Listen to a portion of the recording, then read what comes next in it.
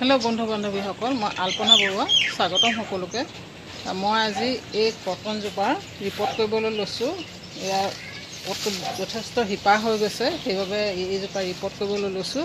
Report কৰোঁতে মই পটটো মাটি কিদৰে প্ৰস্তুত কৰোঁ সেই বিষয়ে আপোনালোকক দেখুৱাম বাৰু। আহক তেনেহ'লে ভিডিঅ'টো আৰম্ভ কৰোঁ। বৰ্তমান মই কটনজোপা পটটোৰ পৰা উলিয়াই ল'লোঁ। এয়া চাওক কিমান শিপা হৈ গ'ল। এতিয়া মই ইয়াৰ শিপাখিনি কাটি দিম। বহুতে ভয় কৰে শিপাবিলাক কাটিবলৈ। একো নহয়, খুব সুন্দৰকৈ আকৌ নতুন শিপা ওলাব। সকলোবিলাক কাটি নিদিওঁ, ইমানটো শিপা মই ৰাখিছোঁ। এয়া চাওক। এতিয়া মই জুলু কটনজোপা লগাবলৈ 50% শুকান গোবৰ লৈছোঁ আৰু 50% বালিয়া মাটি লৈছোঁ। মই পটটোত থকা মাটিখিনিয়ে দিছোঁ। পটটোত থকা পুৰণা মাটিবিলাকো ব্যৱহাৰ কৰিব পৰা যায়।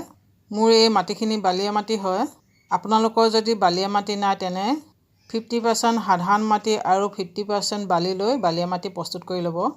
এইজোপাক লগাবলৈ পটটোৰ মাটিখিনি বালিয়া হোৱা উচিত, তেতিয়াহে আমি দিয়া সাৰবিলাক ফুলজোপাৰ শিপাবিলাকে ভালদৰে গ্ৰহণ কৰিব পাৰিব। পাতৰ ফুল যিহেতু মই গোবৰৰ মাত্ৰা 50% দিছোঁ, কিয়নো গোবৰত যথেষ্ট নাইট্ৰজেন থাকে, যি পাতবিলাক ডাঙৰ ডাঙৰ হোৱাৰ লগতে পাতৰ উজ্জ্বলতাও বঢ়োৱাত সহায় কৰে। পটটোৰ মাটি বালিয়াকৈ প্ৰস্তুত কৰি ল'লে আমি যেতিয়া পানী দিওঁ, অতিৰিক্ত পানীখিনি অতি সহজে ড্ৰেনেজ হ'লেদি ওলাই যায়। এতিয়া মই এই মিশ্ৰণখিনি ভালদৰে মিলাই লৈছোঁ পটটোত দিবৰ বাবে। ইয়াতে মই আপোনালোকক এটা টিপছ দিম, যি ফুলজোপা গ্ৰ'থত খুব সুন্দৰকৈ খুব বেছিকৈ সহায় কৰিব। এয়া চব্জি বাকলি আৰু ফল মূলৰ বাকলি দেখিছেনে আপোনালোকে? এইখিনি আমি এনেই পেলাই দিওঁ সাধাৰণতে, মই কিন্তু নেপেলাওঁ।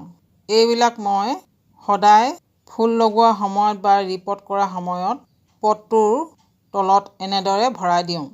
এয়া চাওক, মই এতিয়া এই পটটোত এই ফল মূলৰ বাকলি আৰু শাক পাচলি বাকলিবিলাক পটটোৰ তলত ভৰাই দিছোঁ। তাৰ ওপৰত মই মাটি দি দিম, যিখিনি মাটি মই প্ৰস্তুত কৰি লৈছোঁ। এনেদৰে দিলে কি হয়, এই ফল মূলৰ বাকলি আৰু শাক পাচলি বাকলিবিলাক মাটিৰ তলতে পটটোৰ তলত পচি যায় আৰু সাৰ প্ৰস্তুত হয়, যি ফুলজোপাৰ শিপাবিলাকে খুব সুন্দৰকৈ গ্ৰহণ কৰে। এতিয়া মই ফুলজোপা খুব সুন্দৰকৈ পটটোত ভৰাই মাটি দি দিলোঁ। মাটি দিয়াৰ পাছত এনেদৰে গুৰি অংশ হেঁচি দিব যাতে এয়াৰ টাইট হয়। এইজোপা জুলু কটন হয়। ক্ৰটনৰ বিভিন্ন প্ৰজাতি আছে। মোৰ এই ক্ৰটনৰ পুলিটো লগাই হৈ গ'ল। বৰ্তমান এয়া লগাই হৈ গ'ল। এইজোপা আপোনালোকে ছাঁত থ'ব, সম্পূৰ্ণ পোহৰ পৰা ব্যৱস্থা।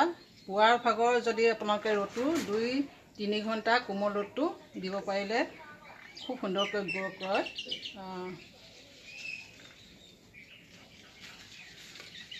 ইয়াৰ পাতৰ পৰাও পুলি প্ৰস্তুত কৰিব পাৰি। এনেকুৱা পাতৰ পৰাও পুলি প্ৰস্তুত কৰিব পাৰি। আপোনালোকে যদি নাৰ্চাৰীৰ পৰা আনে এইজোপা, এই বাৰিষা ছিজনতে আনিব। খুব সুন্দৰকৈ আপোনালোকৰ বাগিচা শুৱনি কৰিব এই বাৰিষা ছিজনত। মোৰ এতিয়া হৈ গ'ল লগাই। এতিয়া মই পানী দি দিম, পানী দি দিছোঁ আৰু ছাঁত থ'ম। এনেও এইজোপা ইনড'ৰ প্লেণ্ট হয়, ছাঁত থ'ম সম্পূৰ্ণ পোহৰ পৰা ব্যৱস্থা জেগাত। খুব সুন্দৰকৈ গ্ৰ' কৰিব এতিয়া এইজোপা।